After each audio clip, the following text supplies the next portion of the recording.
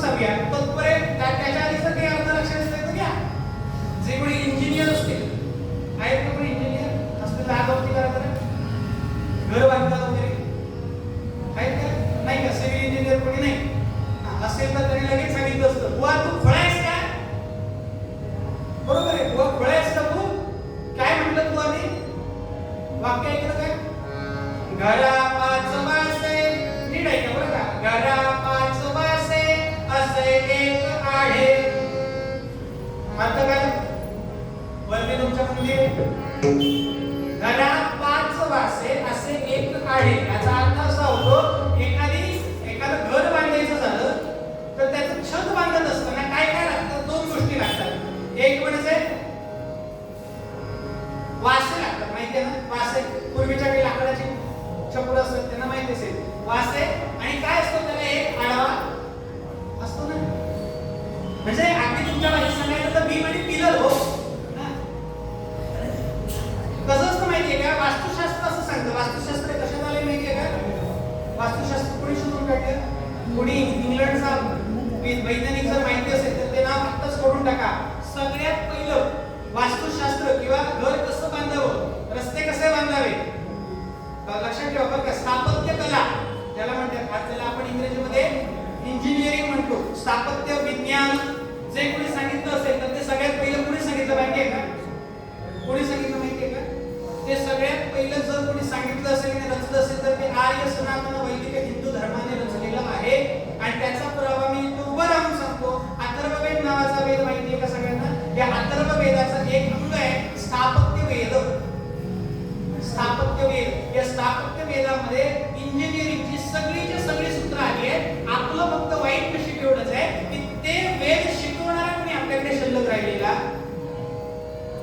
आपल्याकडे त्या इंग्रजांनी जाणून बुजून ही अभ्यास पद्धती आपल्या कपाळावरती लादलेली आहे मी एकच विनंती करतो जगामध्ये सध्या आपल्या भारत देशामध्ये सगळं जे काही आहे ते जुनं येतंय बरोबर आहे ना सगळं जुनं काय होतं तेवढं येतंय अगदी आमचं राम मंदिर सुद्धा जे काही किस्मत पडलं होतं ते सुद्धा पूर्ण झालं त्याच माणसाला माझी अजून एक विनंती आहे जे काही भारताची अभ्यास पद्धती सध्याची काय वाटोळा लावून ठेवली ना म्हणून एक मेला पोरांचे काय लागतात हो एक मे रोजी शाळांचे काय लागतात बरोबर असलं त्यांना बरोबर कळलं पोरांचे काय लागतात एक मेला निकाल लागतात बरोबर आहे ना बघा हसले त्यांना बरोबर अर्थ कळाला निकाल लागणं म्हणजे काय वाटोळं होणं आणि आम्ही मोठेपणे सांगतो एक मेला माझ्या पोराला काय लागणार निकाल असं वाटलं शब्द निकाल प्रेमानं म्हटलं निकाल तर चांगलं वाटतं ना पण खऱ्या अर्थाचं काय होतं आपली अभ्यास पद्धती इतकी निकालाला गेली की पोरांचे आपल्याला काय लागायला लागले निकाल लागायला लागले त्याच्या पूर्वीच्या काही पोरं उत्तीर्ण व्हायची असो सांगण्याचा उद्देश एवढा की साधं स्थापत्य केलेलं सगळ्यात छोटं उदाहरण म्हणजे एक झोपडी काय एक झोपडी बांधण्याकरिता जे कोणी गावातले लोक असतील त्यांना माहिती असेल कमीत कमी किती वासे लागतात एक झोपडी बांधण्याकरिता कमीत कमी किती वासे लागतात एका बाजूला 3 आणि एका बाजूला 3 अधिक 3 किती झाले वासे आणि बुवानं काय सांगितलं आता घरा 5 वासे असे एक आहे तर म्हणाला बुवा तूच सांगतो 6 वासे असावे आणि तूच सांगतोस बुवा काय घरा 5 वासे मस्त का अहो गोपाल कृष्णांचा एक असा मित्र ज्याचं झोपडीला किती वासे आहेत फक्त वास्तविक बाब 6 वासे आहेत पण 6 वासे कधी डोळ्यांना दिसत का तर 5 वासे चांगले आहेत आणि एक वासा दरवेळी काय असायचा मोडलेला असायचं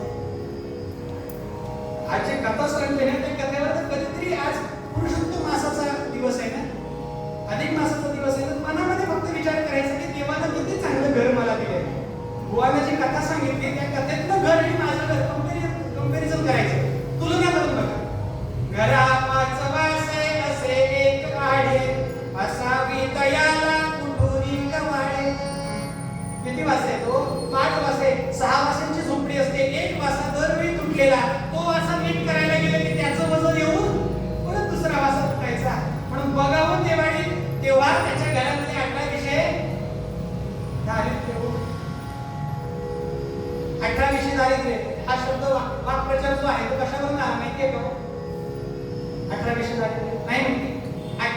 20 करा. 18 20 पाडे म्हणतो आपण ना, 2 1 2 2 4 हां 2 10 20 बरोबर आहे ना. तसं 18 गुणिले 20 18 20 दारिद्र्य. 18 गुणिले 20 केला तर मोबाईल वरून कॅल्क्युलेटर काढून जरी केला तरी हरकत नाही, कोणाला गणित येत नाही असं समजून करायचं. उत्तर येणार 360. आपल्या वर्षाचे दिवस किती सांगितले? 365. उत्तर 360. 18 20 दारिद्र्य म्हणजे 5 दिवस फक्त तो जेवायचा, बाकीचे 360 दिवस तो उपवासी. हे 5 दिवस कोणते सांगा? आपल्याकडे दिवाळी नावाचा एक सण येतो, माहिती असेल तुम्हाला, माहिती आहे ना. दिवाळीच्या पहिल्या दिवशी म्हणजे पहाटे, पूर्वीच्या काही प्रथा अशी होती द्वापार युगापर्यंत की त्या पहाटेला गावातला कुठेही मनुष्य काय असता कामा नये, उपाशी असता कामा. त्यामुळे दिवाळीचा एक दिवस. त्याच्यानंतर आपल्याकडे 3:30 मुहूर्त सांगितले, माहिती असते तुम्हाला. त्या मुहूर्तावरती कुणीही उपवासी असू नये. लक्ष्मी पूजन माहिती असेल तुम्हाला, त्या दिवशी कुणी उपाशी राहू. एकूण 5 मुहूर्त कधी एक कुणी उपाशी राहता कामा. मग या गोपाल कृष्णांचे एक परम मित्र, ज्याचं नाव, अरे वा सगळ्यांना कळालं, वा असा एकच मित्र झाला गोपाल कृष्णांचा ज्याचं नाव सुदामा. असतात सुदामेवाची कथा ऐकायची. तो म्हणाला व माहिती आहे, त्याला पोहे दिले, त्याच्याबद्दल बारका दिली, म्हणजे पोहे द्यायच्या आधी काय काय भोगलं याच कीर्तनात ऐकायचं आणि घरी जायचं, बरं का. कारण आज अधिक मासाचा कीर्तन सोहळा आहे, ते गंमतशी झाली. आणि त्यातल्या त्यात आज एकादशी आहे, तिचं नाव काय आहे? कुठली एकादशी? कमला एकादशी. कुठली? म्हणून मग अशी म्हणतात सगळीकडे सध्या काय आहे? कमलच कमल आहे, नाही का. त्यात एकादशी पण कमला एकादशी.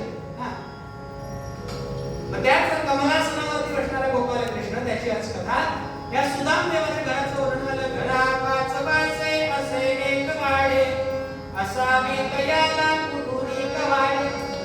5 वासे आणि एक आडा, ते पण तुटलेला. आणि त्या अशा चंद्रमौळी झोपडीला. चंद्रमौळी झोपडी म्हणजे अर्थ काय हो? चंद्रमौळी झोपडी म्हणजे अर्थ काय? आज बऱ्याच शब्दांचा अर्थ पाठ करून द्यायचं आहे, बरोबर. घरा 5 वासे असे एक वाडे, असावी तयाला कुठुनी कवाडे म्हणजे दरवाजे आणि खिडक्या. एवढं घर मोडकळी आले, कुठनं दरवाजे आणि कुठनं खिडक्या. चंद्रमौळी झोपडी. चंद्रमौळी याचा अर्थ असा, श्री कृष्णवाला असे की भराला. अर्थ सांगितला चंद्रमौळी झोपडीचा अर्थ, श्री कृष्णवाला असे की भराला, तिळा तुल्य तेथे नसे की निवाला. गोपाल कृष्ण भगवान की. एकदा जयजयकार करा बघू मोठ्यानं, एवढंच पुण्य 1000 पटीनं मागे येणार आहे, बरं का. गोपाल कृष्ण भगवान की. अरे वा, मंदिर आपलं उच्चाचं नाव आहे, पुऱ्या सावंतवाडीला आवाज गेला पाहिजे. त्यातलं त्याला परत गर्दी असते. आमच्या काकाने हळूच कानामध्ये सांगितले, वा कीर्तन थांबायचं गंमत होऊन बसली आहे की या चंद्रमौळी झोपडीचा अर्थ सांगत असताना कवी सांगताय, श्री कृष्ण बाळा, उन्हाळा असो, हिवाळा असो, पावसाळा असो, निसर्गाचा कुठलाही प्रकोप त्या झोपडीवरती पडला तरी त्या आपल्या झोपणाऱ्या माणसांना काही फरक पडायचा नाही. याचा अर्थ असा की खाली झोपल्यानंतर पौर्णिमेच्या दिवशी चंद्र कसा दिसतो? शरद ऋतूला चंद्र कसा दिसतो? निरभ्र आकाश असेल आणि शरद ऋतूला जर चंद्र बघितला पौर्णिमेचा तर तो कसा दिसतो? ठळक दिसतो, जवळ दिसतो, मोठा दिसतो. काही लोकांनी त्याच्यावरती काही गाडी सुद्धा रचली, उगवाला चंद्र पुनवेचा, नाही का. हा चंद्र तुम्हा आम्हाला बघायचा असेल तर तुमच्या खिडकीमध्ये आला आणि एखादी पाहुण्याने अहो काय चंद्र दिसतो ती म्हणा, कुठे आहे कुठे आहे कुठे आहे, इथे या खिडकीमध्ये या. खिडकीमध्ये बघा, दिसत नसेल तर कुठे जा, अंगणामध्ये जा आणि बघा तो बघा चंद्र. या सुदाम्याच्या झोपडीतनं कधी चंद्र बाहेर जाऊन बघावं लागलाच नाही हो. जिथं झोपलाय तिथनं मान काय करायची, फक्त वरती करायची, कुठल्याही छिद्रातनं वरती बघायचं, पूर्ण चंद्र डोळ्याला बघायचं. खाली झोपायचं आणि वरती बघायचं. त्या चंद्रमौळी याचा अर्थ असा होतो, चंद्राचं रूप कुठल्याही झरोख्यातनं बघा, चंद्र पूर्ण डोळ्याला दिसायचं. तिळा तुल्य तेथे नसे की निवारा, तिळा तुल्य तेथे नसे की निवारा. हो म्हणजे काय, घरामध्ये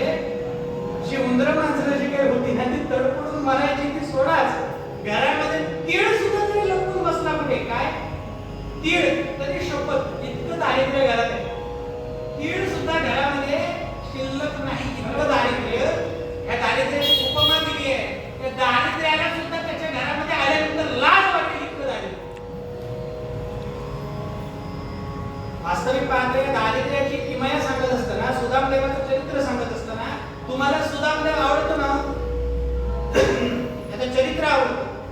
पण मी सांगेन या सुदामदेवांपेक्षा मला एक कॅरेक्टर, अगदी त्याच्याचं पात्र आवडतं. ते कोण माहितीये का? या सुदामदेवाची बायको. तो म्हणाल बुवा का? शास्त्र असं सांगतं, भागवत पुराण असं सांगतं की खरी कमाल तर त्या स्त्रीची आहे हो. 1800 दारिद्र्य ज्याच्या घरामध्ये 360 दिवस वर्षाचे जो उपाशी झोपायला काय करतोय, भाग पाडतोय, त्या माणसाशी संसार करायचा फक्त विचार करावा. इथे बसलेल्या सगळ्या माझ्या आई बहिणींनी विचार करा फक्त. हो साधं 2 तास उपाशी राहत नाही आपल्याला. चरत असतो, सारखं चरत असतो नाही का? त्या मुंबई पुण्याला जर कधी गेलो कीर्तनाला वगैरे तर अनुभव येतात. हा, रात्रीच्या जेवणाला भात किती असतो? एवढ्याच्या टोपात. तो एवढ्याच्या टोपातला भात 12 जण खातात. ते वर सांगतात वा भात जास्त खाऊ नये का? भूक कुठे लागते आम्हाला? अरे लागणारच का? 2-2 मिनिटांनी तोंडात काहीतरी टाकत असतो आपण नाही का? चल रवंत करत असतो काही म्हशीसारखं. तिथे ते नव्हतं. 360 दिवस उपाशी झोपायचं, 5 दिवस फक्त अन्न मिळालं तर. या स्त्रीचं मला कौतुक याच्यासाठी वाटतं की ती स्त्री काय करायची तरी सुद्धा आनंदी होती. आता शास्त्र असं सांगतं इतकी भुकेलेली असून सुद्धा ती स्त्री काय होती? आनंदी होती हो. रोज सकाळी उठल्यानंतर आपल्या पतीच्या चरणांना काय करायची? ती जाऊन नमस्कार करायची. आपल्याकडे प्रथा आहे हो पूर्वीपासून. सकाळी उठल्यानंतर पहिल्यांदा काय करावं? सकाळी उठल्यानंतर पहिल्यांदा हातात काय करावं? मोबाईल घ्यावा. म्हणजे व्हॉट्सअपवर कोणाचे मेसेज आले बघावे. बरोबर आहे ना? बरोबर आहे ना? व्हॉट्सअप मध्ये जितके नंबर सेव्ह केलेले आहेत त्यांना गुड मॉर्निंग, शुभ सकाळ, शुभ गुरुवार, शुभ पुरुषोत्तम मास असं टाकल्याशिवाय आपली सकाळच होत नाही हो. शास्त्र असं सांगतं तुम्ही जो हात मोबाईल घेऊन बघता तो मोबाईल कधीतरी बाजूला ठेवायचा. आता ते उंजळ करायची, उंजळीकडे बघायचं आणि मंत्र म्हणायचा. कोणता? कराग्रे वसते लक्ष्मी. पुढे तिथं नाटक होतं तरी म्हणा. करमध्ये सरस्वती, करमल्ले तू गोविंदा, प्रभाते कर दर्शनम.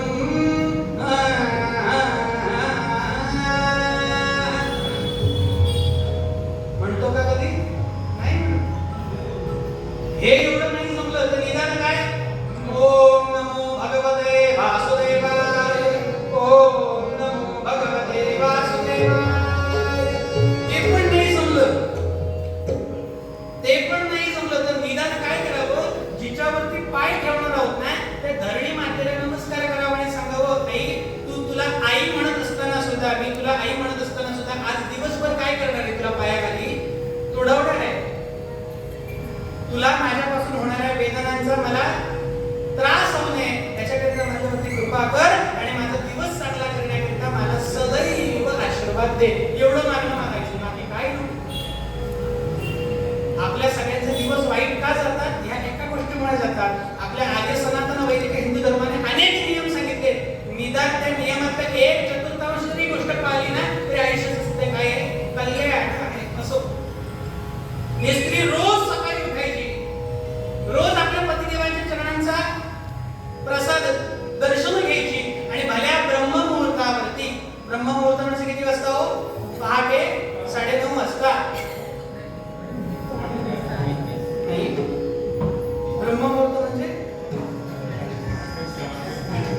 ब्रह्ममुहूर्त म्हणजे सांगायचं कोणतरी 6 मिनिटं, कोणतरी 8 मिनिटं, कोणतरी 4 मिनिटं. आपल्या वेळेनुसार ब्रह्ममुहूर्ताचे मुहूर्त बदलून टाकले आपण नाही का? मुहूर्तांचं कधी भानच नसतो आपल्याला. मुहूर्तांचं भान असतं, मुहूर्तांचं भान असतं. मुहूर्त कधी कधी बघता तो सांगा. आपल्या आर्य सनातन वैदिक हिंदू धर्मामध्ये सगळे कार्य जे आहेत मुहूर्तावर होतात नाही. सगळ्यात जास्त मुहूर्त हा शब्द कधी कानावर पडतो? कधी कानावर पडतो? हा बरोबर. काय लग्नाच्या वेळेला मुहूर्त सांगायचा माहिती आहे ना सगळ्यांना? हा ब्रह्ममुहूर्तावर तो विषय आला. आता ह्या मुहूर्ताचा आधी बघूया, मग तर ब्रह्म मुहूर्ताकडे जाऊया. लग्नाचा विवाहाचा जो आपण मुहूर्त बघतो, कधी विचार केला का हा मुहूर्त का असतो बघितलेला? त्या मुहूर्तावरती सुदीन सुवेळ काय साधलेली असते, सुदीन आणि सुवेळ साधलेली असते. त्या मुहूर्तावरती जर ते शुभ कार्य घडलं तर ती जोडी काय राहते, अबाधित राहते, स्फोट होत नाही त्याच्यात. कसले स्फोट? सध्याच्या लग्नांमध्ये होतात, लग्न झालं की 3-4 दिवसात स्फोट होतो नाही का? कसला स्फोट?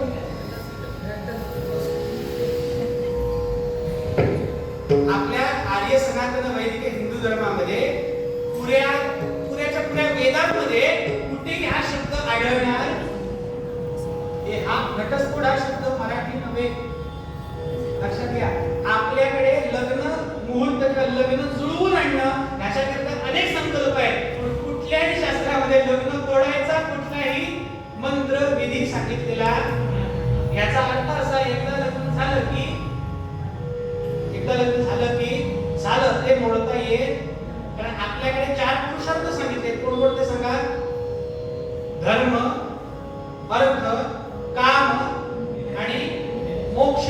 या 4ही पुरुषार्थांना जो कोणी आपलंसं करतो, जो कोणी आपलंसं करून चालतो, त्याला म्हणतात पुरुषोत्तम. आपल्या पुरुषोत्तम मासाचं महत्व आपण सांगतोय बरं का. सांगण्याचा विषय एवढा की ज्या विवाह मुहूर्तावरती विवाह लावला जातो त्यावेळी एक मंगलाष्टक म्हटलं जातं. काय म्हटलं जातं? लग्न लावताना मंगलाष्टक म्हणतात, एवढं तरी माहिती आहे का? माहिती आहे ना? माहिती आहे ना? मंगलाष्टक याचा अर्थ काय हो? अष्टक याचा अर्थ 8 ओळी. ते कशा असल्या पाहिजे? मंगल असल्या पाहिजे, चांगल्या असल्या पाहिजे, त्याच्यातनं काहीतरी चांगला बोध दिला गेला पाहिजे. आजकाल मंगलाष्टक म्हणतात. काय मंगलाष्टक म्हणतात? काही म्हणतात. मुलगी कोथरूडची, मुलगा पुण्यात राहतो. संबंध आहे का मंगलाष्टकाचा की याचा? काय काल परवा ऐकून आलेलं मंगलाष्टक बरं का.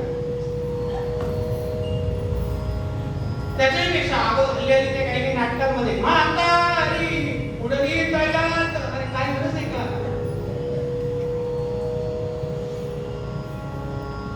सगळ्यात चांगलं सगळ्यात मंगलाष्टकचं कोणतं असेल ना तर ते शेवटचं. कोणतं सांगा? सगळ्या अष्टकांमध्ये शेवटचं म्हटलं जातं ते. कुठलं? आली लग्नकटी.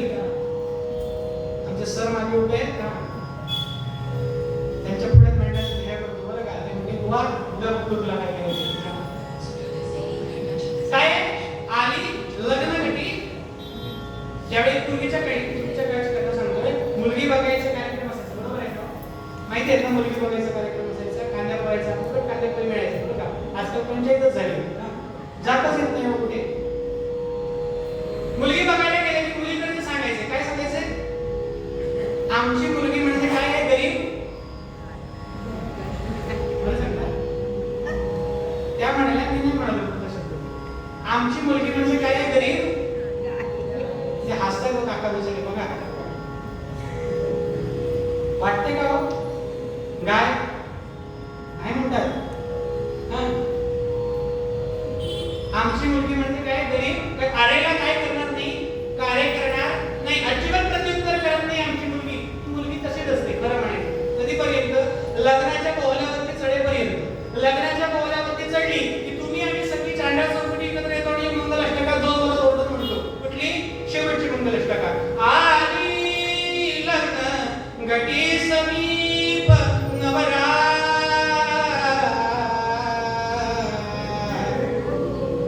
स्पीकर चालू असताना म्हणायला सुद्धा पंचायत भीती वाटते हो. का? कोणाच्या आशा पल्लवी वगैरे खाली सांगता येत नाही. आयती गोवा तिकडे मंगलाष्टका म्हणतोय चल, पण पुरुषोत्तम मास आहे, लग्न विधी वगैरे काही होत नाहीत म्हणून एकदा म्हणून घेऊया. आली लग्न घटी समीप नवरा.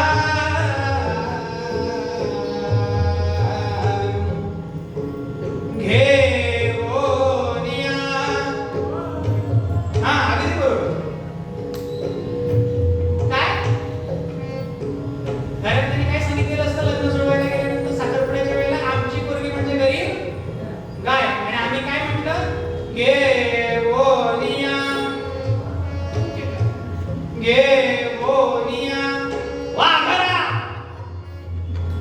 वाघरा म्हणजे वाघाचं पिल्लू हो. म्हणून ती दुसऱ्या दिवशीपासून कुरकुरायला सुरुवात करते. तिची काय चूक?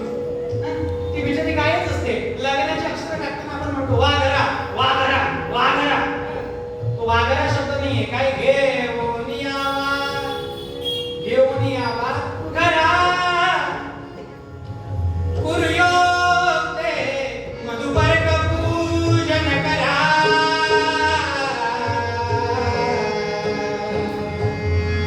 पुढचा शब्द महत्वाचा काय? अंतर. आमच्या गावात काय म्हणतात माहितीये का? अंतर स्फाटा.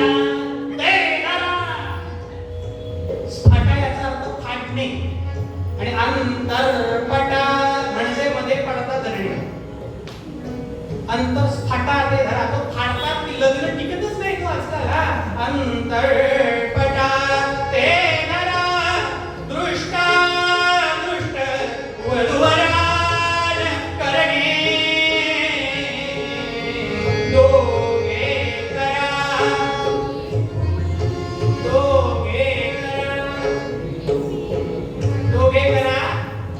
भी उभी भी म्हणजे वर्सेस नाही का? दोघांमध्ये युद्ध असते की वर्सेस भी आणि असं टाकतात. वर्सेस भी नाही येते. काय आहे? दोघे करा भी उभी. आणि सगळ्यात महत्वाचं शेवटचं वाक्य जे कुणी केलं नसतं काय? वाजंत्री बहुगल बलान. पुढचे शब्द आठवतात काही का? धडम धडम धडम धडम धडम धडम धडम धडम धडम. हे वाजवलं म्हणजे सगळ्या विषयाचं वाजंत्री होऊन जाते. काय? शेवटची ओळ अशी आहे वाजंत्री बहुगल बलान करणे कुर्यात सदा मंगल शुभमुहूर्त सावधान. आणि त्याच्या नंतरचा मंत्र सगळ्यात महत्वाचा तदैव लग्नं सुदिनं तदैव ताराबलं चंद्रबलं तदैव. जोडा कसा आहे तुमचा म्हणे? लक्ष्मी नारायणासारखा जोडा आहे. याचा मंत्र आहे हो. तदैव लग्नं सुदिनं तदैव ताराबलं चंद्रबलं तदैव विद्याबलं देवबलं तदैव लक्ष्मीपते इंद्रियं स्वरामि. लक्ष्मीपते लक्ष्मीचा पती जसा सोबून दिसावा तसा तू माझ्या कन्येचा काय दिसतोय शोधून. नारायण लक्ष्मीपते इंद्रियं स्वरामि. तू असा तू माझा नारायण शोधून दिसतो. म्हणून पुरुषोत्तम मासामध्ये दान केलं जातं. कोणाला? दान धर्म केला जातो. चांगले कपडे बत्तासे खायला दिले जातात. कोणाला? बरोबर आहे. कोणाला? जावई. तुमच्याकडे प्रथा नाही का ती? सगळीकडे प्रथा आहे. अधिक मासामध्ये कोणाचं पूजन केलं जातं? सगळे जावई वाटच बघत असतात. कधी एकदा 3 वर्षानंतर अधिक मास येतो. बरोबर मागायला ते द्यायचं असतं. म्हणून मागू नका बरं का? या म्हणजे बुवा तुम्ही सुरसुरा सोडला आणि गेलं आमची वाटला नाही. वास्तविक सांगण्याचा माझा उद्देश असा आहे की या अधिक मासामध्ये जो जावई असतो तो कोणाचं स्वरूप मानला जातो? त्या नारायणाचं स्वरूप मानला जातो. आणि त्याचं पूजन करावं आणि त्याला यथोचित दान धर्म करावा हा त्याचा मागचा उद्देश. तिथे गंमत अशी होऊन बसली. या सुदाम देवाची बायको सांगते अहो 360 दिवस आपण उपाशी असतो तरी 5 दिवस अन्न खातो.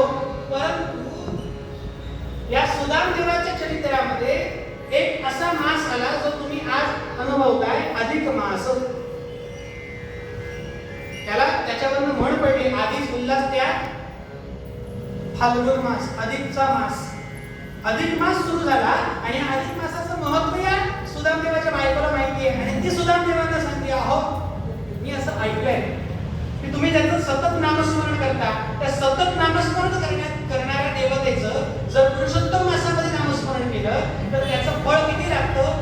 1000 पटीने जास्त लागतं. मग म्हणाले लग्नापासून आतापर्यंत संसाराला 15 वर्ष पूर्ण झाली. काही मागितलं नाही तुमच्याकडे. किती वर्ष झाली तो? 15 वर्ष झाली. काही मागितलं नाही. ते स्त्रीला विचार करा. आम्ही 15 तास थांबत नाही का? लग्नाच्या आधीच लिस्ट पाठवलेली असते, लग्नामध्ये हे पाहिजे, लग्नानंतर ते पाहिजे, ते पाहिजे, ते पाहिजे, ते पाहिजे. इथे लग्नाला 15 वर्ष झाली काही मागितलं नाही तुमच्याकडे, आज म्हणाले एक गोष्ट मागते, एकदा जाऊन कोणाचं दर्शन घेऊन या. तुमचा जो बालमित्र आहे ना, द्वारकेमध्ये राहतो ना, ते गोपाल कृष्णाचं एकदा दर्शन घेऊन या. अजून का हे मागत नाही? का मागते? मला मेलीला काही नको, मला मेलीला काही नको. निदान पोटी 2 मुलं आहेत म्हणाले आपल्या, त्या 2 पोरांच्या पोटाला पुढे एवढं अन्न 2 वेळेचं जरी त्या भगवंताने दिलं ना तरी खूप आहे. माझ्यावर एक कृपा करा, एकदा वैकुंठाला जाऊन या, एकदा त्या नारायणाला भेटून या, एकदा त्या द्वारकेला जाऊन या, एकदा त्या गोपालकृष्णाला भेटून या.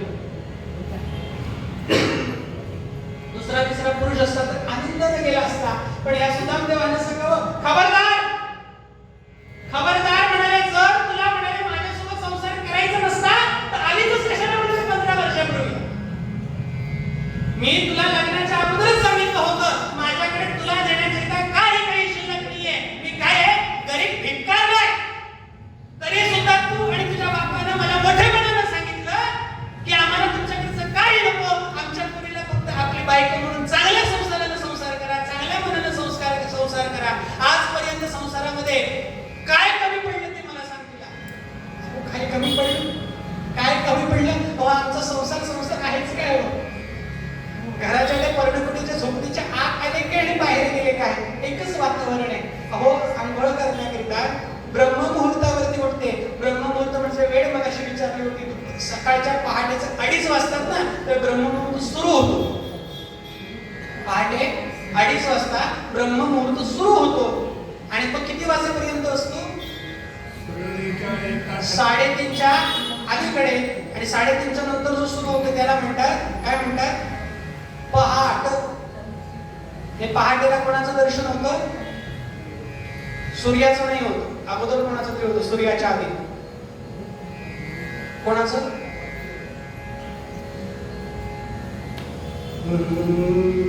गणेशा सुंदरा श्रीधरा. पाठ आहे ना गोपाळी सगळ्यांची? काय म्हणता तुम्ही त्याच्यात?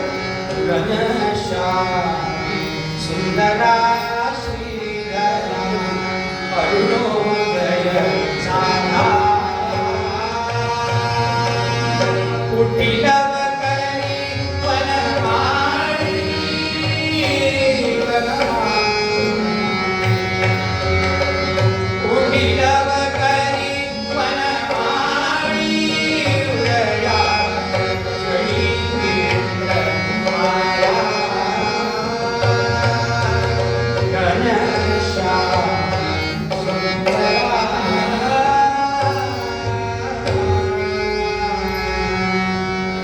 माना डोलावून सांगणार नाही. माझ्या प्रश्नाचं उत्तर होय घनश्याम सुंदरा श्रीधरा.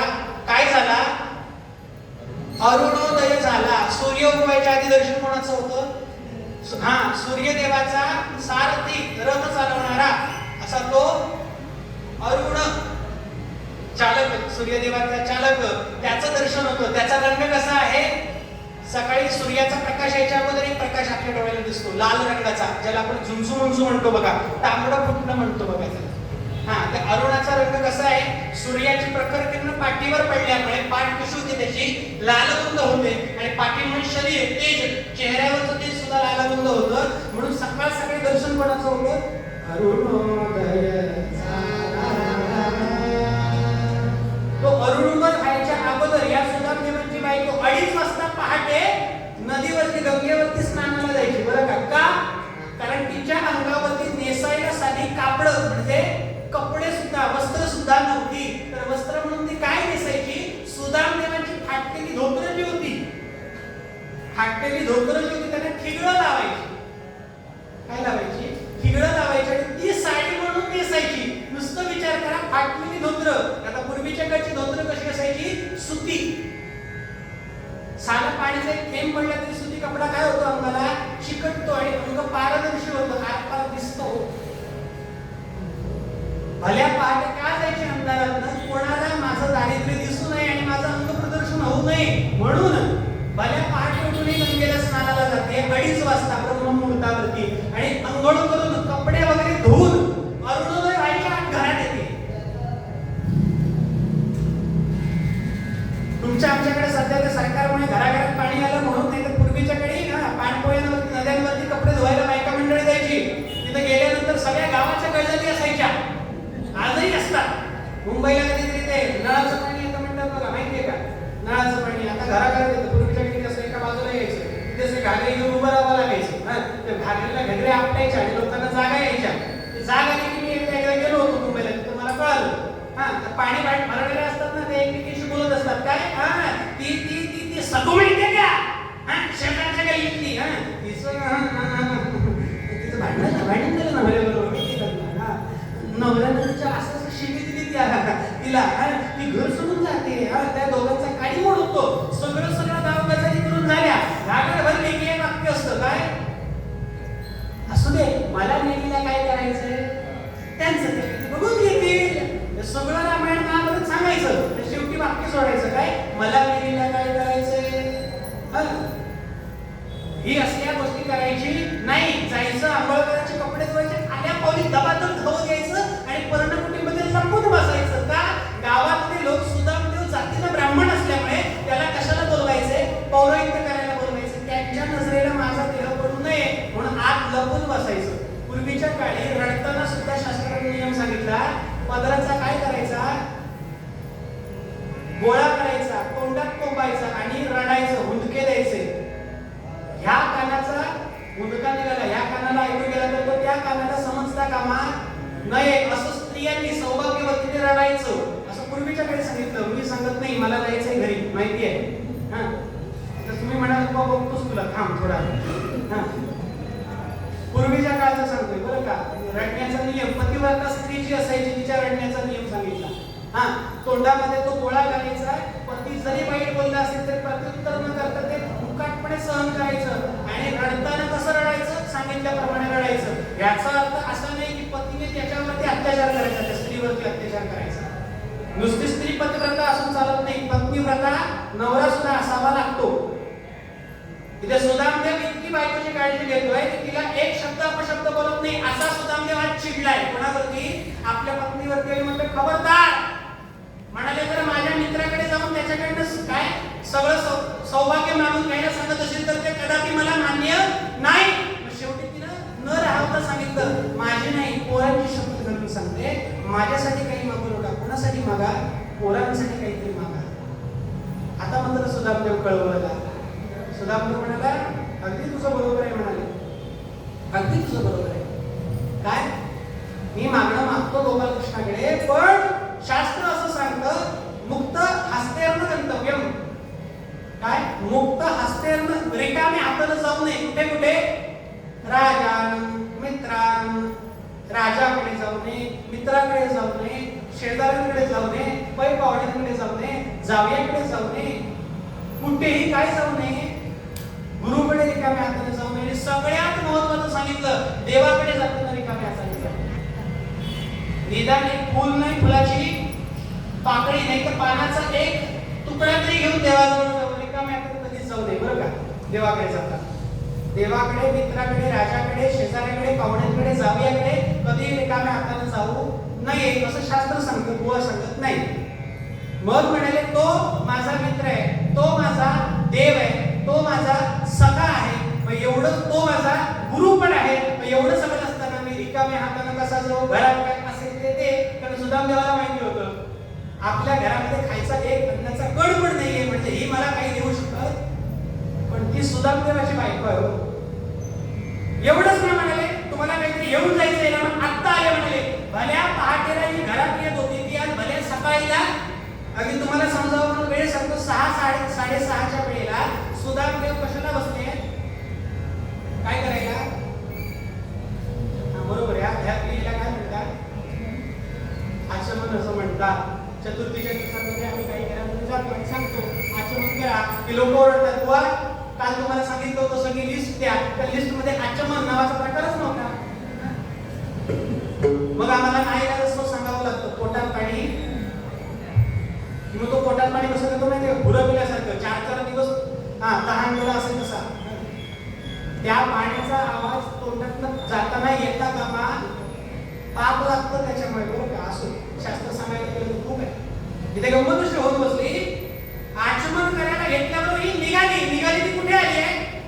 शेजारी असणाऱ्या एका सावकाराच्या दारावरती आली आहे. आणि पूर्वीच्या काळी कोणाच्याही दारात गेल्यानंतर लगेचच घरात जायचं असा नियम नाही. तर त्याच्या आधी त्याची काय घ्यायची आपल्याला? मी घरात येऊ का म्हणून काय घ्यायची आहे? परवानगी घ्यायची आहे, बरं का? तर परवानगी कशी घ्यायची? पूर्वीच्या काळी असं लिहिलेलं नसायचं. नाही तर आजकाल गेटच्या बाहेर लिहिलेलं असतं, आमच्या गेटमध्ये प्रवेश करायच्या आधी एक सूचना, आमच्याकडे कुत्रे पाळलेले आहेत. कधी कधी आम्ही दरवाजा उघडून बघतो, कुत्रे दिसतच नाही, माणसंच दिसतात. मग लक्षात येतं हा माणसंच नावाचे कुत्रे विषय चांगले असतात. आवाज कोणाचा चढतो? माणसांचाच जास्त चढतो, नाही का?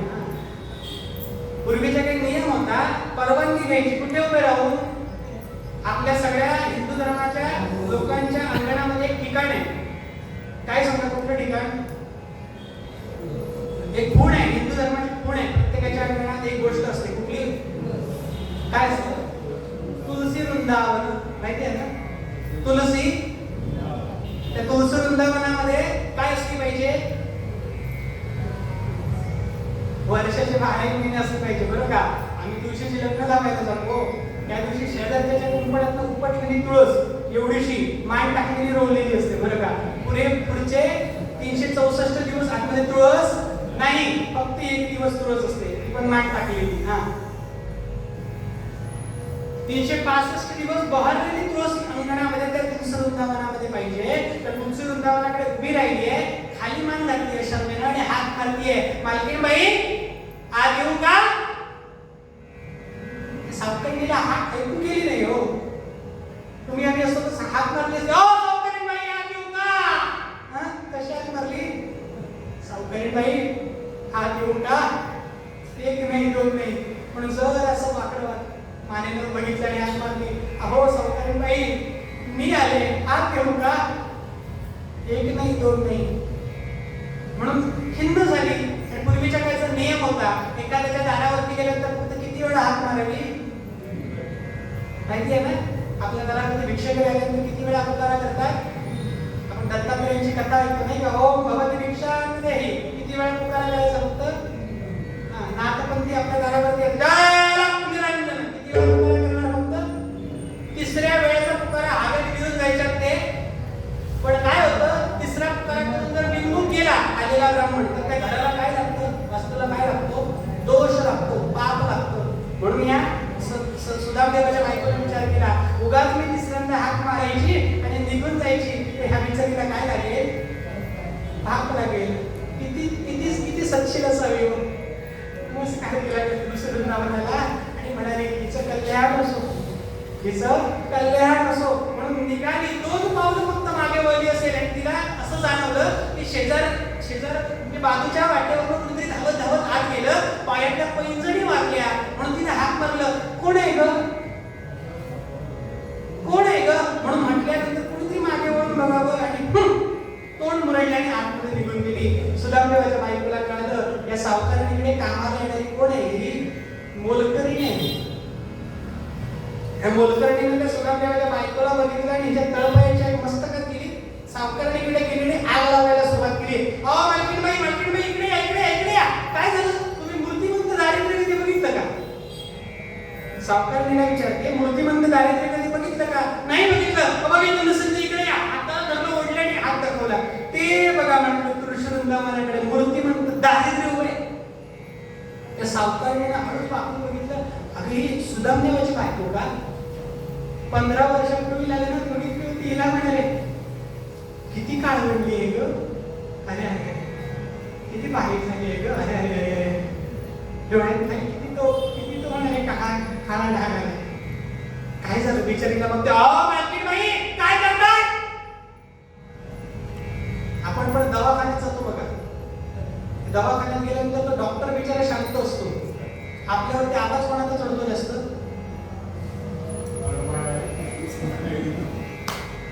कोणाचा? त्याच्यावरती म्हण पडली, चहापेक्षा कितली गरम असते नाही का? चहा थंड असतो, कितलीच्या उष्णता जास्त असते नाही का? दवाखान्यात गेल्यानंतर डॉक्टर बरे असतात शांत, सिस्टर असतात ज्या धावत, त्यांचा आवाज जास्त असतो नाही का? सरकारी कार्यालयामध्ये गेल्यानंतर तो अध्यक्ष तो कार्याध्यक्ष असतो तो शांत असतो, आतमध्ये जे कामगार असतात तेच आपल्यावरती आवाज जास्त चढवतात नाही का. इथे काय गंमत झाली, त्या मोलकरणीने हात धरला, अहो मालकीणबाई काय सावकारी बाई आहात तुम्ही, असं कुठेतरी भिकारडे येणार दारावरती तुम्ही त्याला मदत करणार. आता भिकारड म्हणून ती ब्राह्मणाची स्त्री आहे, ब्राह्मण वंदावे वंदावे ब्राह्मण कदापि न निंदावे, ब्राह्मणांची कधी चेष्टा करू नये कुचेष्टा करू नये म्हणाले ते ब्राह्मण आहे, त्याची सेवा करावी. हो ब्राह्मण माहिती आहे, कर्म दरिद्री ब्राह्मण मेले, एवढे दरिद्री यांना कसलं ब्राह्मण म्हणता म्हणाले. आम्ही तरी मला 2 वेळचं अन्न खातो, यांच्या पोटात 2 वेळचं सुद्धा 360 दिवस घरात अंधार असतो म्हणाले. काय घेऊन बसला म्हणाले. सगळं सुद्धा देवाची बायको ऐकते बरं का बाहेरून, पण एक अवाक्षर काय झाली तोंडात, खाली मोठी घातली आणि गप्प ऐकते. त्या सावकारण्याचं डोकं इतकं फिरलं की तिने रागाने विचारलं, काय काय चांडाळी सुदामदेव भीक मागून थकला म्हणून तुला पाठवलं की काय सकाळ सकाळी माझ्या दारावर भीक मागायला. काय कुत्रे काय झालं, सकाळ सकाळी काय मागायला आली. ह्या वरच्या आवाजावरती कोणी जरी तुम्हाला विचारलं असतं तर तुम्ही काय केलं असतं. मायबाप सांगा काय केलं असतं तुम्ही, राहिलं असतं का क्षणिक तरी त्या दारावरती. ते सुदामदेवाच्या बायकोने पायरीवरती डोकं ठेवलं आणि म्हणाले, मला हवं तेवढं शिवाश्राप करा, माझ्या पतिदेवाचं नाव नका घेऊ. आज ते आहेत म्हणून मी आहे, आज ते आहेत म्हणून माझा संसार आहे.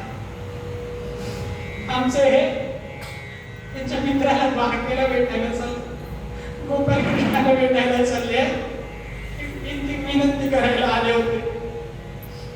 मूठभर तांदूळ माझ्या पदरामध्ये टाका, मूठभर तांदूळ माझ्या पदरामध्ये टाका. आमचं हे भिक्षुकी करायला गावात जातात ना, त्यांनी शिद्यातून तांदूळ आणतात, तर तुमचे ते मूठभर तांदूळ 2 मूठ तुम्हाला परत करेल.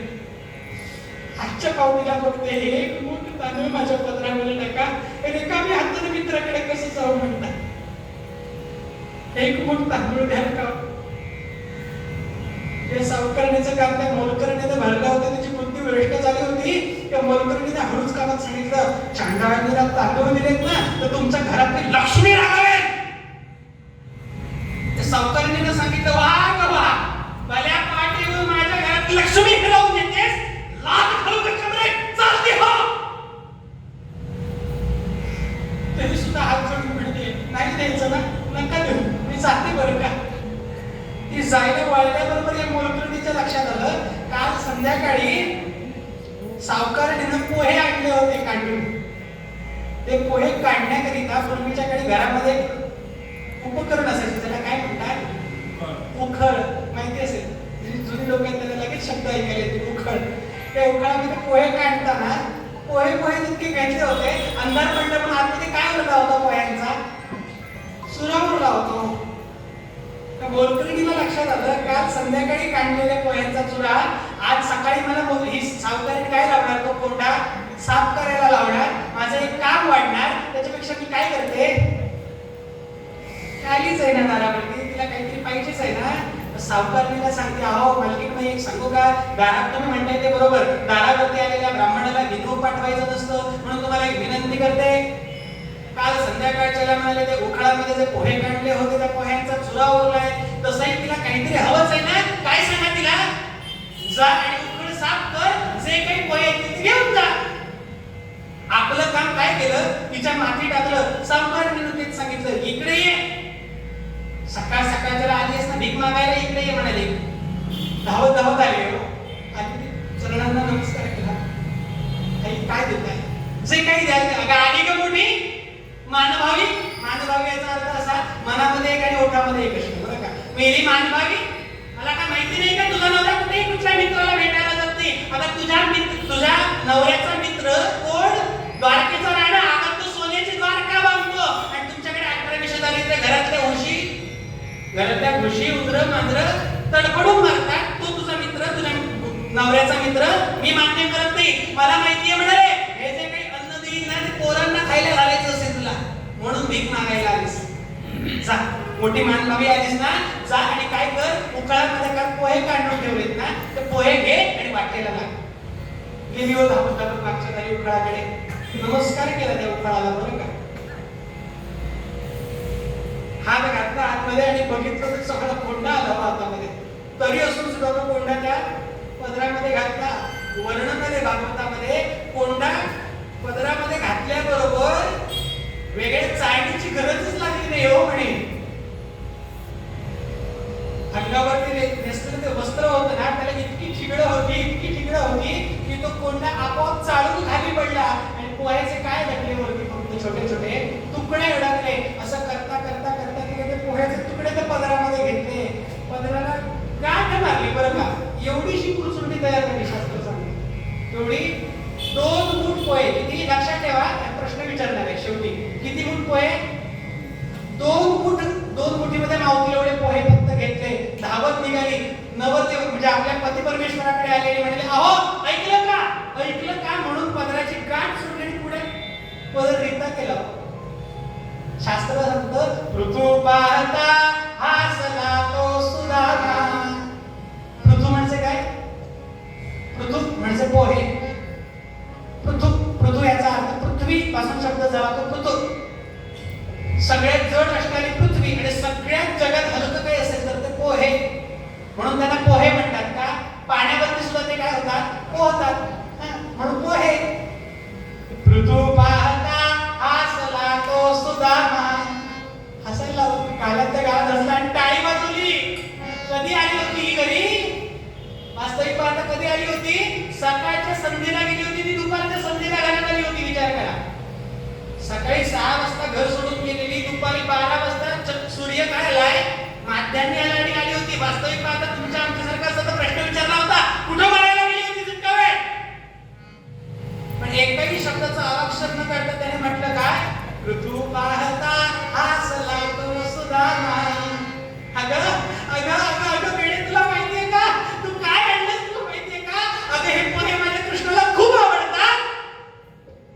काय सांगतोय? पोहे माझ्या कृष्णाला खूप आवडतात. अगं तुझा आभार मानावे तेवढे थोडे. काय आणलंस तुला माहिती नाही? स्वर्गीचं सुख आणलंस. माझ्या गोपालकृष्णाला पोहे खूप आवडतात. आणि एवढं सांगून आनंदी असणारा तो रडायला लागला. अहो रडताय का? बायको विचारते, अहो रडताय का? रडतेय का? रडतोय का? अगं म्हणाले, तू आणलीस का रे पोहे? हे पोहे बांधून न्यायला नवीन वस्त्र नाही ग माझ्याकडे. द्वारकेपर्यंत पोहे नेऊ कसे? घाबरता का? कालच्याच महिन्यामध्ये तुमचं एक धोतर फाटलं होतं ना, त्या फाटलेल्या एक धोतराचा चक्कर काढून ठेवलाय. चक्कर म्हणजे चौकोनी तुकडा काढून मी माझ्या कपड्यात साडीमध्ये लपवून ठेवलाय. का? तर कधीतरी उपयोगी यावा. कशासाठी? वस्त्रगाळ करण्याकरिता. वस्त्रगाळ माहितीये का? कान दुखायला लागला की कानामध्ये केळीचं फोड असतं बघा, त्याचा जो रस असतो त्याच्यामध्ये वेखंड उगाळायचं त्या रसामध्ये आणि तो रस काय करायचा? कानामध्ये पिळायचा. आता कानामध्ये पिळताना तो रस आतमध्ये तुकडे घेऊन जाऊ नये म्हणून त्याचा काय करायचा? वस्त्रगाळ करायचा. म्हणजे तो पडदा म्हणून ठेवायचा आणि त्याच्यावरून ते थेंब दोन आत टाकायचे. किंवा वस्त्रगाळ म्हणजे पूर्वीच्या काही माठ असायचे बघा, त्या माठाच्या वरती एक पंचा ठेवला त्याचं, त्याच्यावरती पाणी ओतलं त्याचं. वस्त्रगाळ, वस्त्राने गाळून घेतलेलं. वस्त्रगाळ अजूनही कळलं नसेल तर कोरोनामध्ये तुम्ही आम्ही जे कपाटाला लावलं होतं बघा मास्क, त्याच्यातनं काय व्हायची? हवा वस्त्रगाळ करून आत यायची नाही का? गाळून हवा शुद्ध करून आत यायची. असा तो वस्त्रगाळ करण्याकरिता एक चतकोर तुकडा ठेवलाय, तो देते तुम्हाला म्हणून गेली, तुकडा काढला. हे सगळं होईपर्यंत 6-6:30 वाजले आणि ती सांगते लवकर निघा. काय सांगते? का लवकर निघा? कोण उठायची वेळ झाली आहे? आपली 2 पोरं उठायची वेळ झाली. त्यांनी जर हे पोहे बघितले तर ते पहिला आम्हाला प्रश्न करते, आई याला काय म्हणतात? याचा अर्थ असा, आजपर्यंत दोन्ही पोरांनी काय बघितले नाहीये? पोहे कशाला म्हणतात ते बघितले नाही होतो. विचार करा तुमची आमची पोरं किती सौभाग्यवान असते. तरी असून त्यांना भिक्कांड धरले. मॅगी खा, हे खा, ते खा, पिझ्झा खा, सँडविच खा. आईने घरात बनवलेली पोळी भाजी कधी आवडत नाही. पनीरचे तुकडे हारायला जातात नाही का चायनीज सेंटरमध्ये असं. त्या चायनीज सेंटरमध्ये वेगळं काय करतात? आपल्या घरातला फोडणीचा भात तरी बरा असतो बरं का, चांगल्या तेलातला. ते कधीचं तेल असतं कोण नाही असो, जास्त बोलत नाही.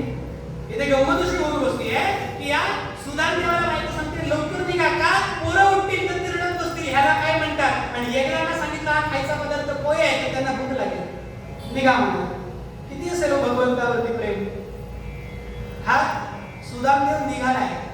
निघाला म्हणजे तुमच्या आमच्या अंगावरती अत्तराचा फवारा मारला असेल, केस विचारले असतील, चांगले सूट बूट घातला असेल का, फाटका पंच जो होता कमरेवरती गुंडाळलेला, तो गुंडाळलेला पंचा तसा तुटला. तोपर्यंत बायकोनं ती मोठी एका कशाला बांधली, काठीला बांधली. बरं काठीला. आणि काठी हातामध्ये दिली आणि काय सांगितलं, खांद्यावरती ती काठी घ्या.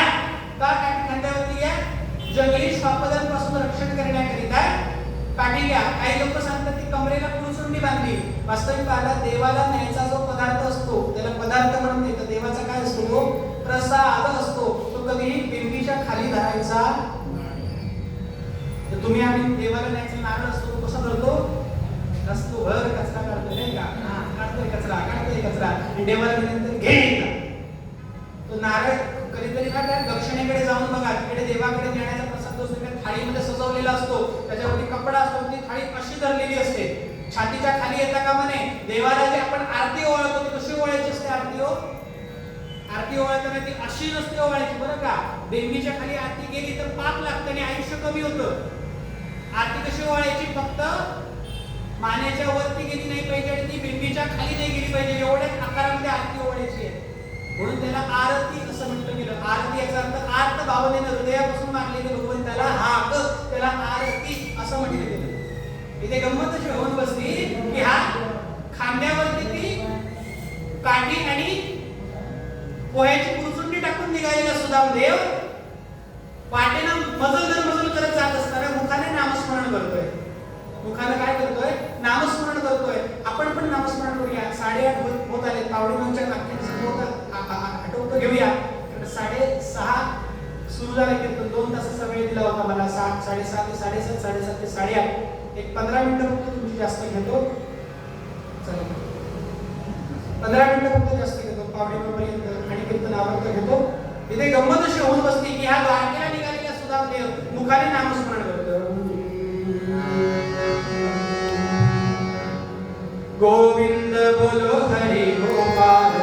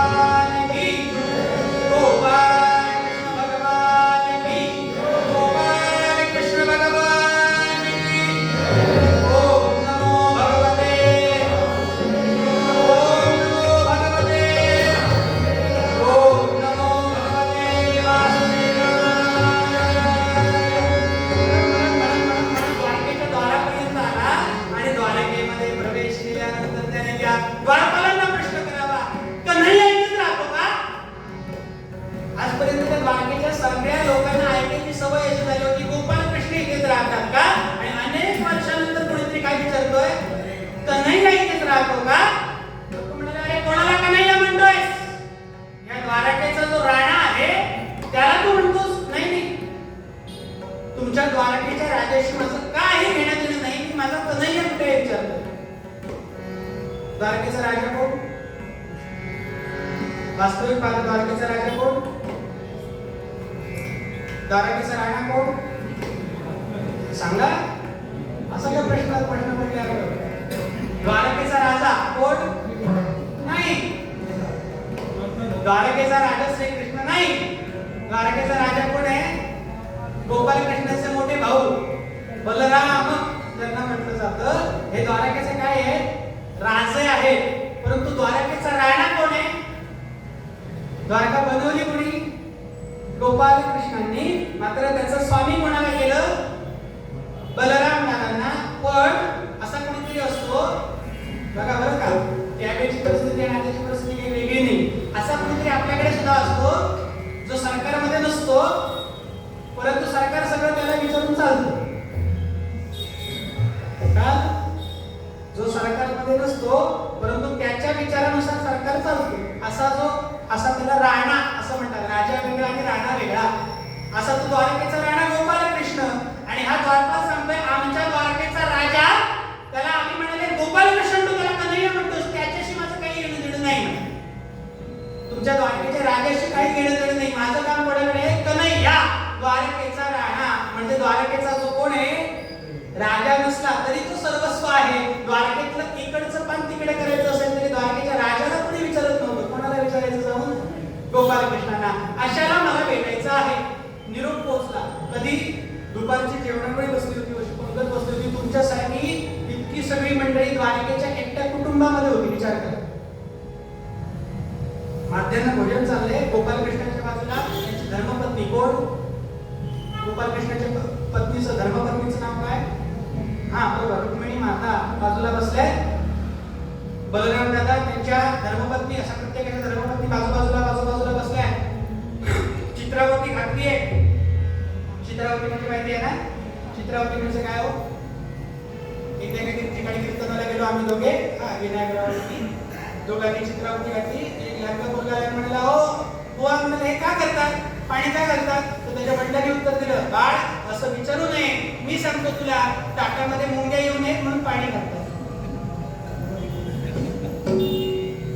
तसं बेटा इथे गंमत अशी होऊन बसली की चित्रावती घातली आहे आहुती दिली आहे आणि एक घास पहिल्या जिभेवरती ठेवणार एवढ्या कानावरती हा गेली कन्हैया. कोण हाक मारतोय सुदामदेव नाही. चेष्टा करतायत कोण द्वारपाल होते ना ते चेष्टा करतात. अरे ओ कन्हैया. बलराम दादाने घास ठेवला. अरे कोणाची हिंमत झाली माझ्या भावाला कन्हैया म्हणून हाक मारायची हिंमत पडली. कोण आहे तिकडे. लोके धावत आले. चूक झाली क्षमा करा काय क्षमा करा काय हाक मारली. कन्हैया कुठे आहे म्हणून हाक मारता लाज वाटत नाही. द्वारकेचा राणा कुठे आहे म्हणून विचारायचं. गोपाल कृष्ण कुठे आहे. कन्हैया म्हणायची हिंमत कशी झाली. आम्ही नाही हाक मारत कन्हैया म्हणून. द्वारकेचा कोण आले द्वारकेच्या सीमेवरती एक भिक्कारणा आलाय. भिक्कारी त्याला उभं केलंय कुठे द्वारका महालाच्या पायरीवरती उभं केलंय. म्हणाले तो हाक मारतोय कोणाला भेटायचंय म्हणाले कन्हैयाला भेटायचंय. गोपाल कृष्णाने हातातला घास खाली ठेवल्याने विचारलं काय म्हणाला. कोणीतरी भिकारडा आलाय. कोण आहे ब्राह्मण आहे. हो ब्राह्मण आहे. तो ब्राह्मण आहे तो गरीब आहे तरी असून त्याला तुम्ही कुठे उभं केलं द्वारकेच्या महालाच्या बाहेर. तुमच्याच्यानं माझ्या द्वारकेचं सौंदर्य सौभाग्य बघवत नाही का. देवा सगळं बघवतो परंतु त्याची अट अशी आहे की जर कन्हैया या द्वारकेमध्ये असेल तरच मी आत येणार नाही ते येणार. मग कोण आहे तो. काहीतरी नाव म्हणाले काय म्हणाला नाव म्हणता एक जण हळूच म्हणाला काहीतरी सुदाम की काहीतरी एवढा शब्द फक्त कानावरती पडलाय बरं का. गोपाल कृष्णाच्या कानावरती एक शब्द हळूच पडला. काय कोण बाहेर उभा सुदाम. गोपाल कृष्णाने हातामध्ये असलेलं ते ताट रुक्मिणीच्या हातात ठेवलं. धर तुला. आणि जे उठून उभे राहिले भागवतामध्ये वर्णन असं आले उठताना कपाळावरचा मुकुट काय झाला. जो रत्नजडित मुकुट होता ना पूर्वीच्या काळी मुकुटाला इतकं प्राधान्य असायचं की कपाळावरचा मुकुट जमिनीवर पडला म्हणजे त्या राज्यावरती काय येणार अवकळा येणार असं म्हटलं जायचं. विचार केला नाही. मुकुट जो उडाला तो थेट जाऊन राजसिंहासनावरती आदवलाय. ते होते त्यावेळी म्हणून बसवलं त्यांना. आदवला गोपाल कृष्णांचं लक्ष नाहीये. नवे डोक्यावरती खोललेलं जे मोरपीस होतं आजपर्यंत ते लांब गेलं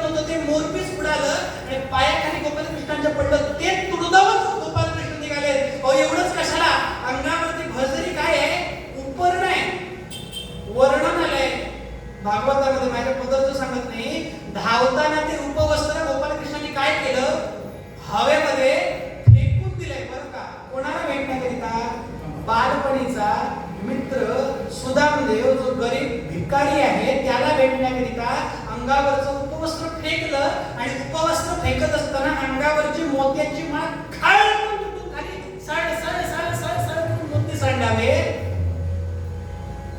एक जरी मोती तुमच्या आमच्या हातात लागला असता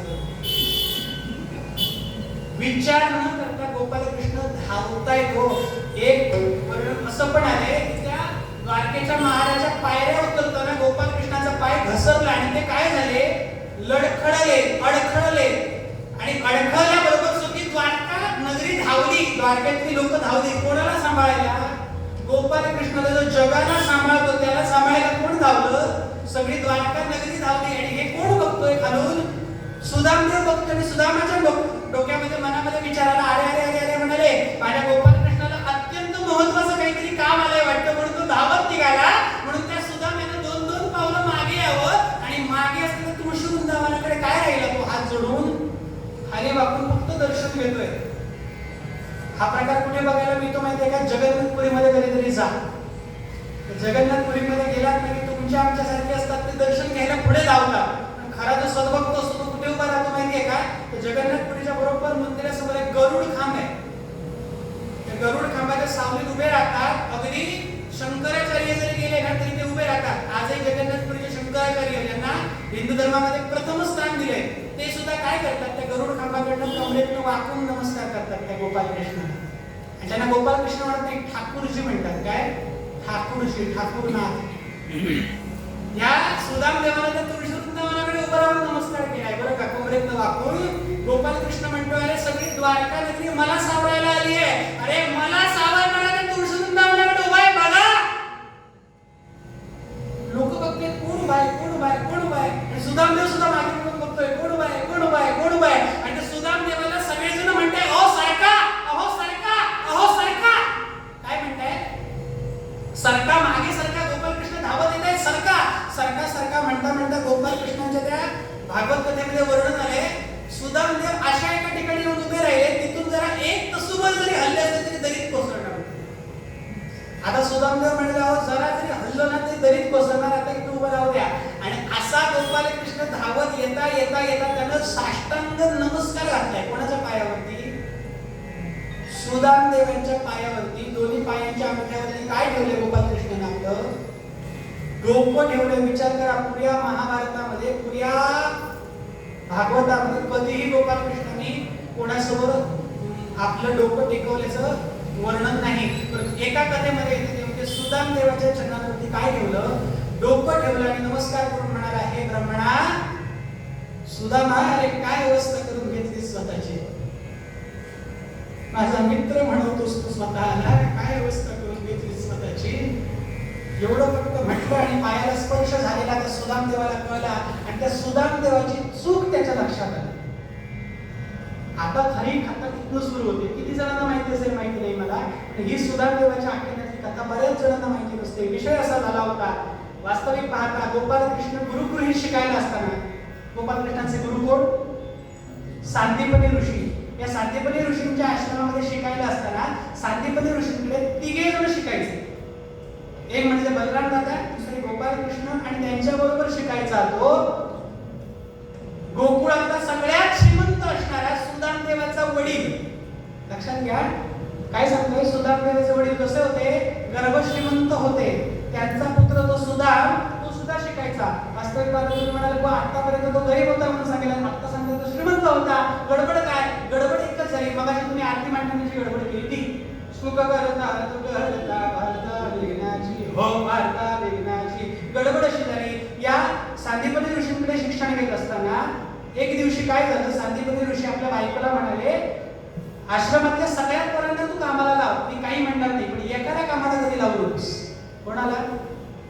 तो जो काळा नसतोय ना, जो पितांबर नसतो ना, त्याला कधीही चुकून कामाला लावू नकोस. तिने विचारलं का? त्याला तू जर आज कामाला लावलंस तर तो तुला कायमच कामाला लावणार. अर्थ समजून घ्या फक्त. काय? त्याला तू आज एकदा कामाला लावलंस तर तो तुला कायमच आयुष्यभर कामाला लावणार. कारण तो कोण आहे? परब्रह्म आहे, पूर्णावतार आहे. गोपालकृष्ण हा पूर्ण अवतार आहे भगवान विष्णूंचा. आणि मर्यादा असणारा अवतार कोणता आहे? प्रभू राम. म्हणून त्यांना मर्यादा पुरुषोत्तम राम म्हणतात आणि यांना काय म्हणतात, पुरुषोत्तम असं म्हणतात.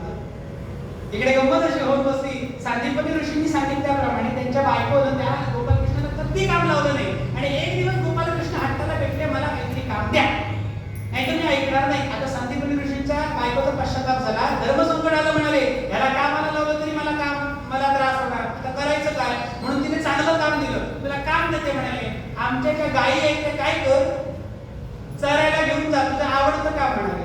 आणि गोपालकृष्ण त्यावेळेपासून त्यांना नाव पडलं गोपालक, गायींचं पालन करणारा तो गोपाल.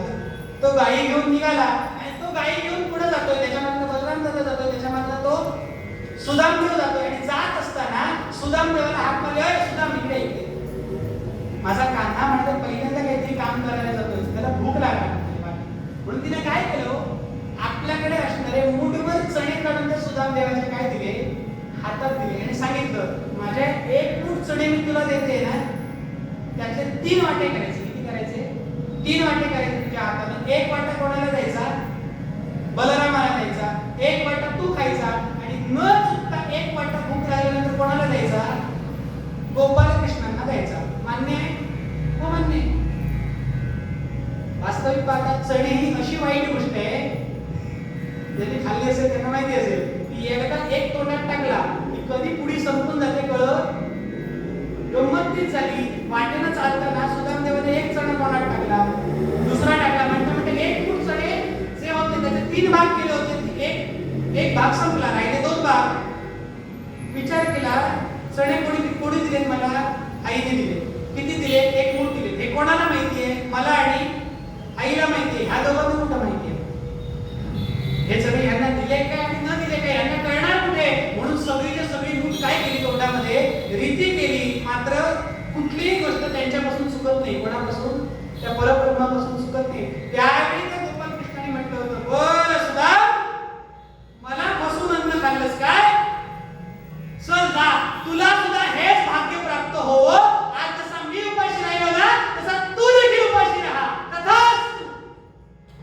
गंमत ती होऊन बसली होती की सुदामदेव त्या दिवसापासून कधीतरी झाले आणि उपाशी राहिले. सुदामदेवाच्या डोक्यात लगेच प्रकाश पडला, अरे लहानपणीची माझी एक चूक मला अजून भोगावी लागते, मला नाही माझ्या बायका पोरांना सुद्धा भोगावी लागते, काय मी दुर्भागी. म्हणून गोपालकृष्णाने उठवलं, आपण पाया पडला, गोपालकृष्णाने हातून भेट दिलं, हाताला धरलं, ओढत खाल्लं, ताटावरती आपल्या ताटावरती बसवलं बरं का, आणि सांगितलं जेवण.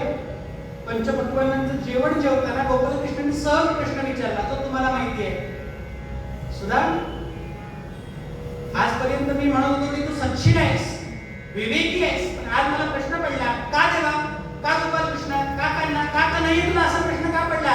अरे वेड्या, आपल्या गुरुनी आपल्याला शिकवलंय की कुठल्याही मित्राच्या दारावरती जात असताना रिकामी हाताने जाऊ नये.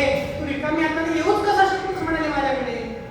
एवढं म्हटल्यानंतर सुदामदेवाच्या डोक्यात प्रकाश पडला, आपण काय म्हणले होते गोपालकृष्णाला द्यायला. पण त्याने आजूबाजूला बघितलं, 16,108 प्रकरणं उभी आहेत बरं का. किती म्हणजे काय, धर्मपत्नी आहे किती, धर्मपत्नी किती, धर्मपत्नी 8च, त्याच्यात जे 16,000 आहेत ते नरक चतुर्थीच्या दिवशी जो नरकासुराचा आपण वध करतो, त्यांना बंदिवासामध्ये ठेवलेल्या 16,000 बायका, त्यांना सुद्धा आपल्या काय निवडल्या त्यांनी फक्त सख्या म्हणून त्यांचा स्वीकार केलाय बरं का. बायको म्हणून कधीही गोपालकृष्णाने स्वीकार केलेला नाही. पती याचा अर्थ फक्त नवरा असा होत नाही, पती याचा अर्थ जो पालन करतो तो पती असो. सांगण्याचा उद्देश एवढा की या 16,108 अधिक अर्धी द्वारका उभी राहून बघतीये म्हणाले, या सगळ्या लोकांच्या देखत जर मी माझ्याकडनं आणलेली काय ठेवली हातावरती, ती पोह्यांची पुरचुंडी ठेवली, की लोक मला हसतील. म्हणून त्याने काय केलं, जे काठीला बांधून जे काठोडं आणलं होतं ना, ते हळूच मागे सरकवलं. काय केलं, मागे सरकवलं, काठीचा आवाज झाला म्हणून गोपालकृष्ण उठून मागे गेले आणि काठी हिसकावून घेतली. हिसकावून घेताना तो जो गाठोडं बांधलेलं गाठ होती ती फाटली. हो, वर्णन आले, काय झाली, फाटली आणि पोहे काय पडले, जमिनीवरती पडले. पडलेले पोहे बघून गोपालकृष्ण काय करायला लागले, हसले का, काय पोहे आणलेस का सगळे सोडून, असं म्हणाले का. पोह्यांना नमस्कार केला. आमचे गुरुजी सांगायचे नमस्कार करताना गोपाल कृष्णाने एक मूठ पोहे हातामध्ये घेतले तो आणि नमस्कार केला, त्यांना कपाळाला लावला. अन्नदाता सुखी भव. आपण पण जेवताना मंत्र म्हणायचा असतो काय? अन्नदाता. रामदास स्वामींनी पण खूप चांगलं शिकवून ठेवलं होतं आपल्याला. वदनी कवळ घेता नाम घ्या श्री हरीचे, सहज हवन होते नाम घेता तुझ्याचे. जीवन करी विद्वा अन्न हे पूर्ण ब्रह्म, उदर भरण नो हे जाणीचे. यज्ञ कर्म सीता कांत स्मरण जय जय राम. गोपाल कृष्णाने हातात एक मूठ पोहे घेतलेले, म्हटलं काय? अन्नदाता सुखी भव. आणि ते एक मूठ पोहे तोंडात टाकत असताना त्याला काय मिळाली म्हणे? चिठ्ठी मिळाली. चिठ्ठी कोणी दिली होती? त्या सुदामदेवाच्या बायकोने चिठ्ठी लिहून पाठवली होती. आणि त्या चिठ्ठीमध्ये काय लिहिलं होतं? गोपाल कृष्णाने ते मूठभर पोहे तोंडात टाकले, बरं का? आणि चिठ्ठी उडून वाचली मनातल्या मनात. त्याच्यात काय लिहिलं होतं म्हणे?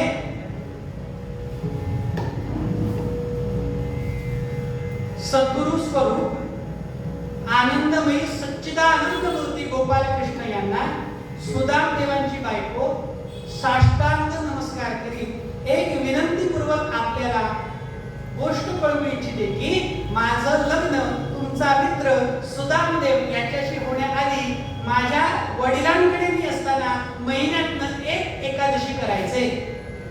काय सांगितलं होतं? महिन्यातनं एक एकादशी करायचे. या एक एकादशीचं व्रत इतकं फळाला आलं की तुमच्या आशीर्वादाने मला जो नवरा मिळाला त्याच्या कृपेने मी महिन्याचे 30च्या 30 दिवस एकादशी व्रत करते. आपल्याला सर्व कळावे ही विनंती. आपली विश्वासू, आपली नम्र आणि खाली साक्षरी. ज्यांचे चेहरे खुलले त्यांना अर्थ कळाला. बाकीच्यांनी जाऊन पोगो बघायचं घरी. समझने वाले को इशारा काफी होता है. वास्तविक बघता एकादशीचं व्रत कसं करायचं असतो?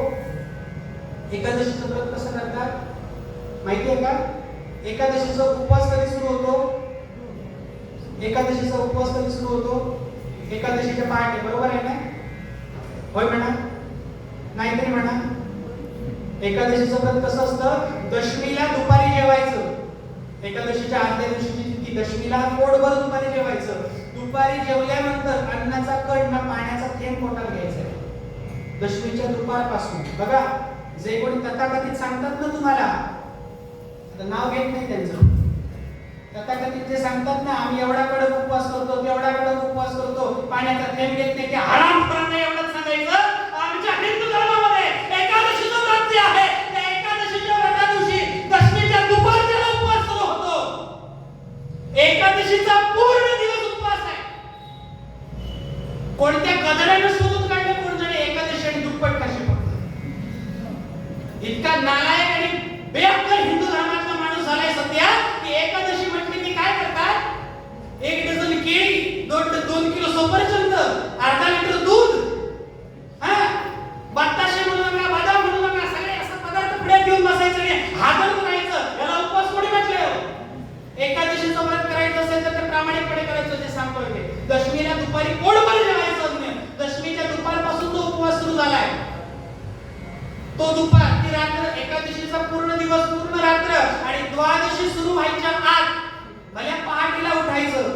तीर्थामध्ये म्हणजे वाहत्या नदीमध्ये जाऊन स्नान करायचं आणि स्नान करत असताना ओंजळीमध्ये पाणी घ्यायचं आणि पहिलं पाणी प्राशन करायचं. कधी? ओंजळीत पाणी घेतल्यानंतर समोर कोण दिसला पाहिजे? उगवणारा. कसा दिसला पाहिजे उगवणारा सूर्य? सांगितलंय अर्धबिंब त्याचा दिसला पाहिजे. अर्धा सूर्य काय असला पाहिजे? पाण्याच्या आत आणि अर्धा सूर्य पाण्याच्या बाहेर. असं ते प्रतिबिंब बघायचं. सूर्याला अर्घ्य म्हणून ते पाणी द्यायचं आणि तेच तिथं प्राशन करायचं. त्यावेळी काय सुटला तुमचा? उपवास सुटला. घरी यायचं. अजूनही संपलेलं नाही व्रत. घरी आल्यानंतर सत्पात्री ब्राह्मण निवडायचे. शास्त्रात सांगितले 11 ब्राह्मण नसतील तर एक ब्राह्मण पंक्तीला बसवायचा आहे. उजव्या बाजूला पंक्तीला ब्राह्मण बसवायचा. त्याच्या पानात अन्न वाढायचं आणि त्याच्या पानात जेवढं अन्न वाढलंय तेवढंच अन्न कोणाच्या ताटात घ्यायचं? आपल्या पानात घ्यायचं. आणि सूर्य माध्यान्ही यायच्या आत किंवा सूर्याचं किरण आपल्यावर पडायच्या आत अन्न संपवायचं. द्वादशीला कोण करतं एकादशी व्रत सांगा? आणि कोणीतरी येऊन तो परधर्मी आपल्याला सांगतो हम ऐसा उपवास करते हैं, आम्ही चाललो हाय हाय करीत. त्या गदड्यांना माझ्याकडे आणून बघा. मी सांगतो आमच्या आर्य सनातन वैदिक हिंदू धर्मामध्ये जो व्रत केला जातो, उपवास केला जातो, तुमच्या बापाच्या नशिबात सुद्धा नाही तसा उपवास करायचा. असं ते गंमत अशी होत असते. सुदाम देवांनी वर्णन केलंय ते अन्न खात असताना पाचची पुरचुंडी घेतल्यानंतर इथे त्या सुदाम देवाच्या बायकोने लिहिलेली चिठ्ठी होती. त्या चिठ्ठीमध्ये लिहिलं होतं 30 दिवस काय होते मला एकादशी करावी लागते. याचा अर्थ बरोबर गोपालकृष्णांच्या लक्षात आला. हिला काय राहावं लागतं 30 दिवस? उपाशी राहावं लागतं, उपवासी राहावं लागतं. गोपालकृष्णाने आपला वरदहस्त वरती केला आणि ते लक्ष्मीला रुक्मिणीला आज्ञा केली. काय? आजपर्यंत 15 वर्ष जिने माझ्यासाठी एकादशीचं व्रत केले ना, उद्याच्या सकाळपासून तिच्या घरात काय साजरी होऊ दे? रोज दिवाळी साजरी होऊ दे, दिवाळी साजरी होऊ दे, दिवाळी साजरी होऊ दे. एक मूठ पोहे खाल्ले आणि काय देऊन टाकलं त्याला? सुदाम देवाच्या बायकोला सगळं सौभाग्य देऊन टाकलं. बरं का, सोन्याचं घर करून टाकले. वर्णन आहे. अजून गमतीचा भाग असा आहे तो भागवतामध्ये, एवढी गर्दी जमली म्हणून सांगतो. एक मूठ पोहे गोपालकृष्णाने खाल्ले आणि त्याच्या बदल्यात काय देऊन टाकली? सोन्यासारखी द्वारका देऊन टाकली सुदाम देवाला. आता दुसरा हात पुढे गेल्याबरोबर ती रुक्मिणी माता धावत आली आणि तिने हात बाजूला केले आणि ते सगळे पोहे आपल्या हातात घेतले काढून. का? आमच्या ह्यातल्या काही भरोसा नाही म्हणाले. एक मूठ पोहे खाल्ले आणि काय देऊन टाकले? किती मूठ पोहे आणले होते? मगाशी सांगितलं होतं, लक्षात ठेवा. किती मूठ पोहे? एक मूठ पोहे खाल्ले, द्वारका देऊन टाकली. आता दुसरी मूठ खाते आणि काय करून टाकती? मलाच देऊन टाकती म्हणाले. मग म्हणाले ह्यांचं दर्शन काही घडणार नाही. वृत्तीने हिसकावून घेतले आणि त्या लक्ष्मीनं काय केले ते? त्या दिवशीपासून लक्ष्मी पूजनाला काय काय देवीला नैवेद्य ठेवतात तो माहिती आहे का कोणाला? दूध पोहे आणि वरती गुळाचा खडा लक्ष्मीला नैवेद्य म्हणून दाखवतात. बरं का, पोहे त्या लक्ष्मीने यथेष्ट खाल्ले आणि त्यावेळी विचार करा, सुदाम देवाने आणलेले 2 मूठ पोहे कोणी खाल्ले? गोपालकृष्णाने साक्षात लक्ष्मी रुक्मिणी मातेनं खाल्ले आणि तृप्तीचा काय दिला? ढेकर दिला. हे सगळं कधी घडलं? जो आता आपण मास महिना अनुभवतोय ना, त्या अधिक मासामध्ये घडलेली कथा आहे. काय सांगितलं होतं तुम्हाला मी? तुम्ही देवाचं एकदा नाव घेतलं तर देव तुम्हाला किती वेळा देतो ते त्या नावाचं पुण्य? सांगितलं होतं ना हो. तिथे गंमत अशी होऊन बसली. 1 मूठ पोहे कोणी दिले होते? त्या गोपालकृष्णाला दिले. 1 मूठ पोहे रुक्मिणी मातेने खाल्ले. 2 मूठ पोह्यांच्या बदल्यात या द्वारकाधीशानं गोपालकृष्ण काय दान केली? सगळी वैभव लक्ष्मी त्या सुदाम देवाला दान करून टाकली. हो, सांगण्याचा माझा उद्देश एकच आहे की त्यावेळी सुदाम देवाचा काय केला गोपालकृष्ण? माझ्या उद्धार केला. आज तुम्ही आम्ही सगळेजण सुदाम देवाच्या भूमिकेत आहोत असं समजा आणि आपला गोपालकृष्ण मागे त्या रुक्मिणी मातेच्या जोडीत उभा आहे असं समजा. आता मात्र तुम्ही लक्षात घ्यायचं, 2 मूठ पोहे आणले नसतील पण अंतर मला फक्त त्याला आपलं अंतर्मन पायाकडे ठेवायचं का देवा? खूप काही मागितलं झालं तुझ्याकडे. आता काय मागत नाही. आता द्यायचं असेल तर काय दे? याची दान दे का देवा तुझा मिक्सर नको पडू दे. एवढं फक्त मागणं मागूया. एवढा वेळ तुमचा घेतला. 9 वाजत आले. सेवा लागली तीच आवडती घेऊया. जाता जाता एवढंच मागणं मागेल. त्या सुदाम देवानं जसा त्या गोपालकृष्णाला आपला संकल्प घेतला त्याप्रमाणे तुम्ही आम्ही सगळेजण सुदाम देव आहोत. आपल्याला जवळ करून घ्यायला द्वारकेला जायची गरज नाहीये. या सावंतवाडी शहरामध्ये तो याची तेही याची डोळा पाहण्याकरता उभा आहे. हो, कटेवर हात घेऊन विटेवरती उभा आहे. फक्त एवढीच विनंती करतो, सगळ्यांनी त्याच्याकडे हात जोडून फक्त माझ्या मागून एक मागणं मागा. मागायला लाव, मागायला लाव. 2 मिनिटं उभे राहा. त्याच्याकडे पुढा करा, डोळे बंद करा आणि या पुरुषोत्तम